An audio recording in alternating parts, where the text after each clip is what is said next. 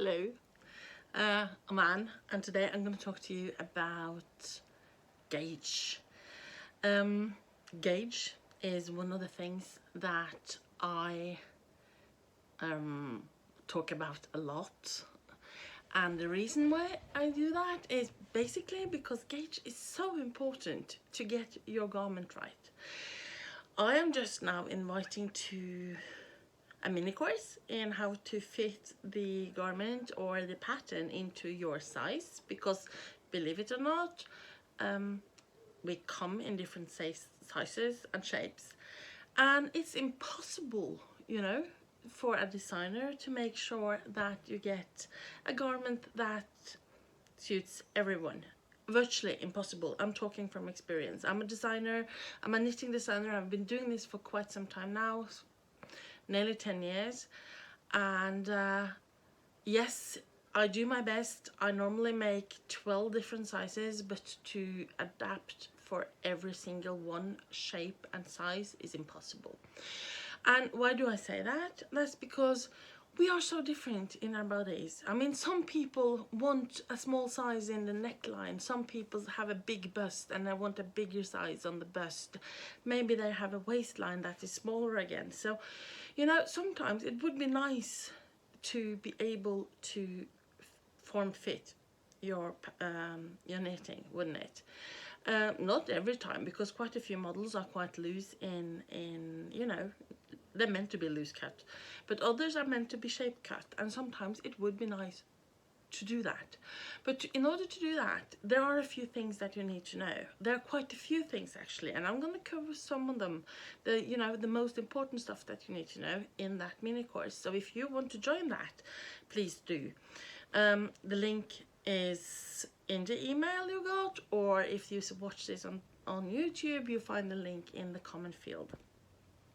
But so let's talk a little bit about gauge. I'm not going to keep you watching a long time. It's going to be short and sweet, this one. The thing is, people hate swatching. Most people hate swatching, and I used to be one of those. When I started designing, I realized that because when I started off mixing yarn, and I used different yarns together and made nice structures out of that. I used to design for thick needles, so I wanted to use two strands together, and very often I used two different yarns together. And of course there is nowhere on that yarn that tells you that if you mix this with that and you use that needle, then you get this and this gauge or tension. So I had to find out the tension myself, because believe it or not, all the garments that you knit, all the patterns, every single one of the patterns that you have knitted or read or seen are all based on calculations. A whole lot of them, in fact. There are so many calculations behind a pattern you wouldn't even know. And to do those calculations, you need to have a gauge. If you don't have the gauge, then the calculations are impossible to make, right? And if you start knitting and you don't do your swatching, because you need to make sure that your gauge or tension is the same as the one that is in the pattern, then what you will see is that your garment will either be too big or too small, depending on if your tension is too tight, is tighter, then obviously it will be too small. If your gauge is looser, then it will be too big, right? So, but you can adjust for that. There are different ways to do that. Obviously, you can change needles, but you still need to do the swatching, right? Because you wouldn't know, is it enough to change by half a size needle, or should I change a whole size needle?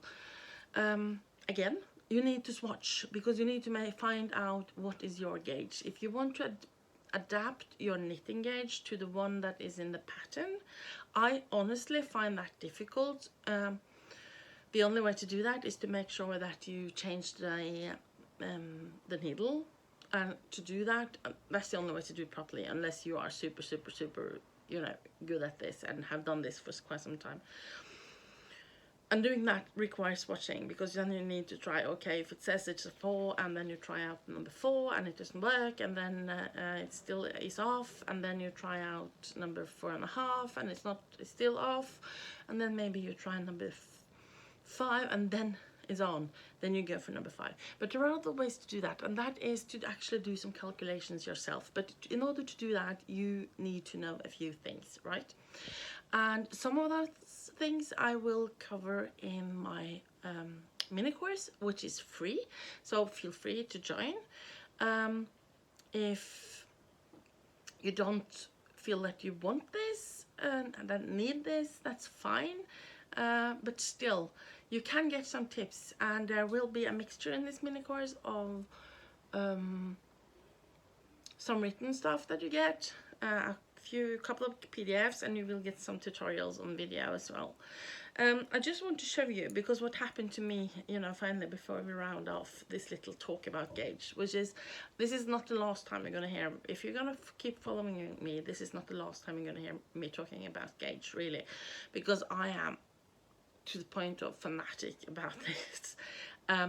Since I started doing my gauge and doing my swatching, and starting to measuring my gauge, because I've always been on tension, you know, compared to the yarn, but still, after I designed, I realized how much one single stitch can make the garment go off in size, depending on the number of stitches you got and the size of the garment, and you know, everything. But I'll get back to that later in the mini course.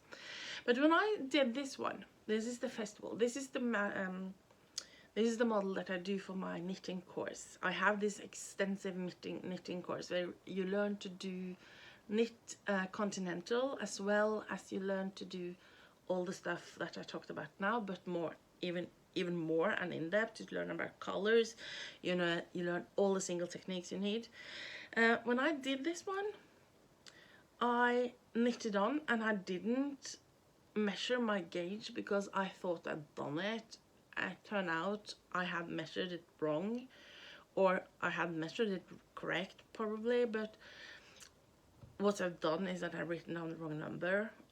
And so when I started doing this one is done in a size which is not usable to anyone, because it's too small. It's really too small, because my gauge is too tight. And that is, you know, learning that the gauge was too tight, my tension is too tight when I do the pattern, the color work.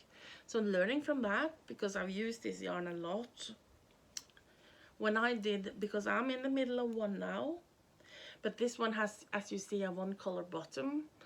And that made me realize that, okay, this time what you need to do is that you need to make precautions to make sure that the top part is big enough and this lower part, the body, is small enough. So when I have finished the top part, I need to do adjustments to make sure that the lower part, the body, is correct. Okay, so if you want to know more about this, click on that link and join my mini course. It's we start on the 10th of August, and it's a 1-week course, and you get the material on email, so you don't really have to be available at any time, but I advise you to, you know, follow it through. And if you have any questions, don't hesitate to send me an email or, you know, a message on Facebook. Okay, I hope you found this interesting, and I'll see you around soon. Bye.